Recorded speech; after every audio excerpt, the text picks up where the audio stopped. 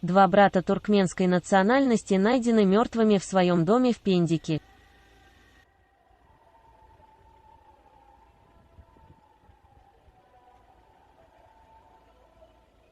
Согласно полученной информации, владелец цокольного этажа дома в районе Фатих на улице Хыкас посмотрел в окно и увидел, что их жильцы Умаджан Чараев, 35 лет, и Зафаржан Чараев, 37 лет, неподвижно лежат на полу, и сообщил полицейские и медицинские бригады.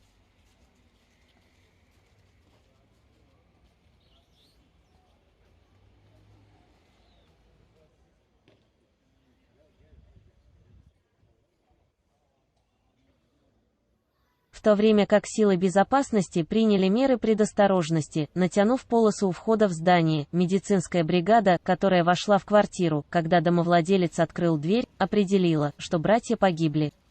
Его доставили в судебно-медицинскую экспертизу. Институт после расследования на месте происшествия.